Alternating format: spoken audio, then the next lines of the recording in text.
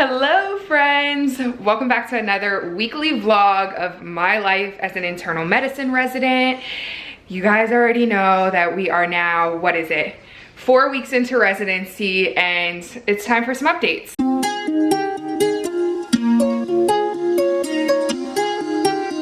So as you guys know, I started residency on 2 weeks of night shift, which was crazy and so rough, but I finished it and I was glad to be done. And I'm just now coming off of 2 weeks of clinic. So every internal medicine resident is assigned a primary care clinic in which they will rotate through for the 3 years of residency. So I just finished 2 weeks of clinic. It was amazing to have my own patients who I will, be their primary care doctor for the next 3 years.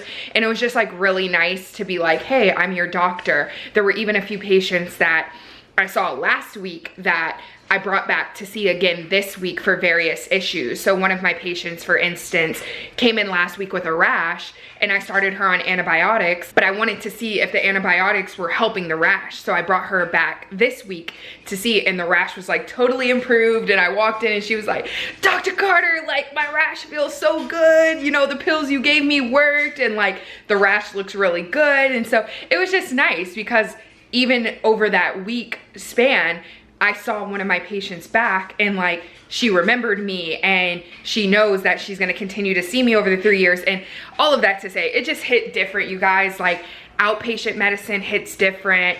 Your patients remembering you and recognizing you and having that relationship being built hits different, and I enjoyed it a lot more than I thought I would. I always knew that I enjoyed longitudinal patient relationships and to see the same patients regularly, but to actually have it and see it in practice and be like, oh, like I'm their doctor and they remember me, it just hits so different. What is residency like? So coming into residency, I definitely did think that I was gonna be that one person that, just thought it wasn't gonna be as hard. And, I had gap years, so I'm a little bit older, a little bit more mature, I felt like, than the average age of someone coming out of medical school. I felt like I had work experience and all of that. So I would just be used to working a lot and that wouldn't be as a surprise to me.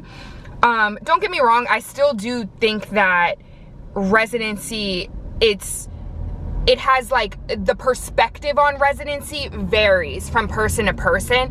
And I think your life experience and your work experience factors into that perspective. So I still do think the work aspect of it, while that is, I think, the major challenge for interns, is just how demanding your life is as a resident is the kind of crux of it all. I think that the other stuff is challenging for me. So not only is my time very, very limited, much more so than medical school. Medical school was nothing compared to residency. Because medical school, you had the option to leave or you were being sent home, right, from the residents. The residents don't have that option. They have to stay. So medical school just isn't comparable in that regard. It's like the other stuff. So the hierarchy of medicine really puts interns back at the bottom, right? So as a fourth year medical student or an acting intern or a sub intern or whatever, you kind of have worked your way up the ladder, right? You started as a first year medical student, worked your way up, and now you're kind of like the top dog of the student ladder, right? But as an intern, you're back at the bottom rung of medicine, right? So you are the bottom of the barrel as far as the hierarchy goes. So it just feels like a lot of tasks that are given to interns to do. So kind of resetting that mindset of all right, I'm the bottom of the food chain. I'm looked at as the baby of medicine. Nurses look at you like you're incompetent. Doctors, your seniors and attendings look at you like, you don't know anything. So you're kind of getting it from all angles that you know nothing, you can't do anything right, and you're just in the way. So that kind of sucks. That's a hard pill to swallow and really wreaks havoc on the day-to-day of things. So feeling like a burden to all of the other healthcare professionals and to just the system as a whole is really annoying, and that adds to the frustration. On top of that, like, residents are just so underpaid, you guys, for the amount of work that we're doing and how much time we spend in the hospital and for like our role, because as like insignificant and like, you know, bottom of the hierarchy that interns specifically feel, our role is critical. We are often the ones doing the tasks of the day-to-day, like getting patients in and out of the hospital, making sure patients get their medications, right? We are also the primary people that are like getting the hospital paid, right? So we're the ones doing like the notes for billing and like the things that actually on the back end make sure that the hospital is making money. So for as critical as we are for the system as a whole, you know, we're very underpaid. And I'll do a whole nother video about like the breakdown of salary, but just as like a bottom line type of thing, we basically get about like $1,700 every 2 weeks. So like $3,400, $3,500 every month. But that is a salaried wage. If you break our salary down into like our hourly wage, we basically make about $12 an hour, which is wild. So another topic for another day, but just know we're being underpaid for the role and the amount of work and the impact that we're having on the healthcare system. So this update is definitely not to complain about residency salary. We will save that for another video, but I'm just saying that what a component that makes residency so hard for residents is like that not only are they working so hard, but they're underpaid for what they're doing. And literally there are residents who live paycheck to paycheck, who cannot afford to have any sort of disposable income because 90% of their salary goes to cost of living. So all that to say, like, there's no reason why doctors, the residents are doctors, often hospital systems, especially academic ones, are run by residents. Literally, they're on night shift. We were residents running the hospital, like literally making sure people stay alive and are stabilized and stuff like that. So when we're talking about like them being paid $12 an hour, some of them not even being able to enjoy, you know, simple things in life because they don't really have disposable income to play with, it's absolutely ridiculous. So that makes it a lot harder as well, I think, for residents to like be frustrated with how much they're working and everything, but also to be underpaid and not have extra income to do things that might make them happy or well during residency is like absolutely asinine, you know? Fortunately for me, because I bought my house and my mortgage is very affordable, thank the Lord, salary isn't something that for me is a major obstacle or a major struggle in residency, thank goodness.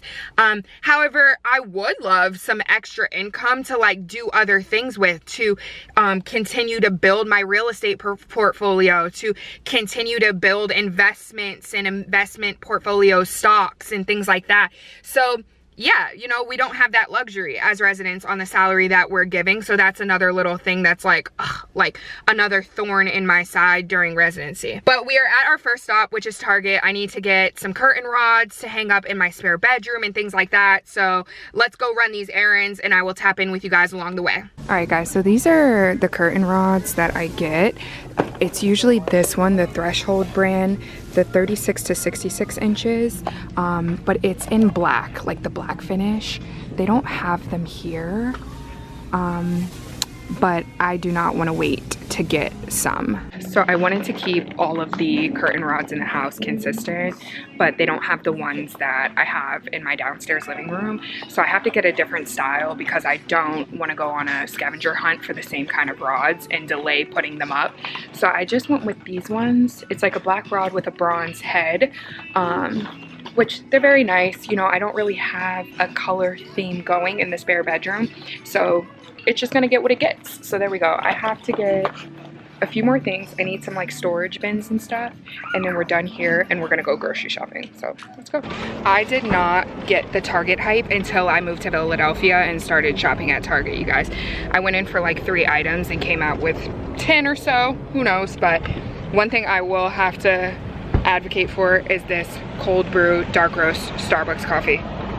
Life changing, you guys. It's residency 101.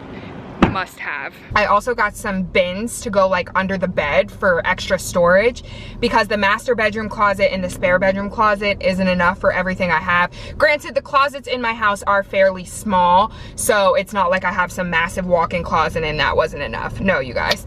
But back to residency. Yeah, so I just finished the 2 weeks of clinic and I am about to go into a 6-week inpatient stretch. So basically how it works at my program is we are on a 6+2 curriculum schedule. So that basically means that we do 6 weeks inpatient or in the hospital, and then we do 2 weeks outpatient or in the clinic. So 6+2. And then we do that, repeat that process all year long. So I just finished my 2 weeks outpatient. So I am about to go into a 6-week inpatient stretch.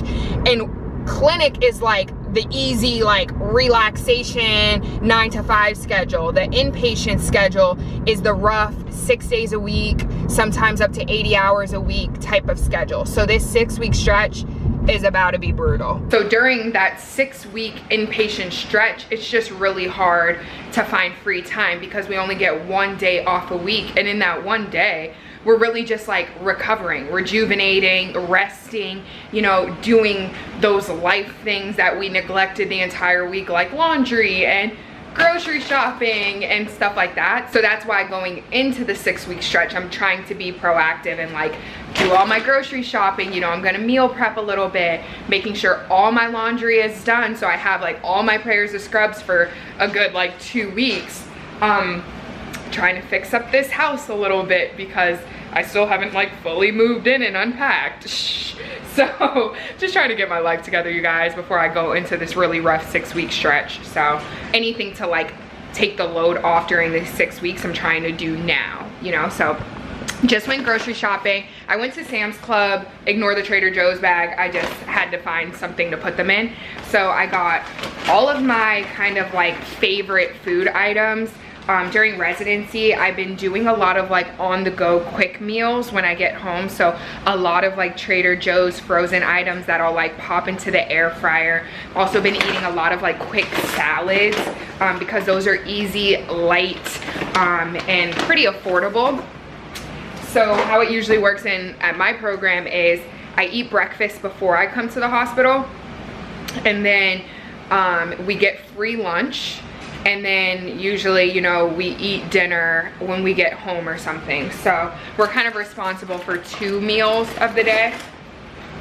So I have like my breakfast foods that I eat. I always know lunch is taken care of, you know, if I eat lunch at work. And then I just have to find something or scavenge for dinner. So that's what I'm kind of doing, is like grocery shop pretty much for just breakfast and dinner, because I eat lunch that's provided from my program. So yeah, so that's that. I also got all of my home items that I was looking for. So I got the two curtain rods. I got a clothes rack, like a clothes rod for the spare bedroom, because I don't have like a clothing bar, so it's hard to like hang up extra stuff.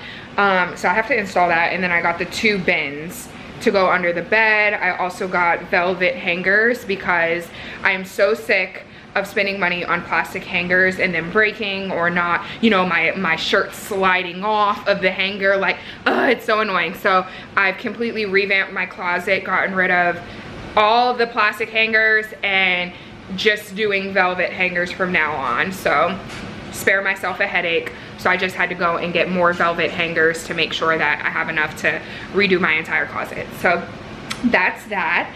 I am going to meal prep. I'm gonna do some house stuff, and then I'm gonna try to be in bed by like 9 o'clock because I have to be at the hospital for about 6:30 or so. So yeah, it's about to get real, you guys. So I will have another weekly update next week to let you guys know how my first week of inpatient medicine goes. This is also my first week inpatient on days, because my first 2 weeks I was inpatient, but it was nights. Completely different vibe, completely different kind of like responsibility list. So this will be my first time working in the hospital as a resident during the daytime. So I'm very excited but nervous to see how that's gonna work. But I'm gonna finish up my tasks and then get going. I will see you guys next week. As always, stay safe, stay well. I love you, family. Catch you next time.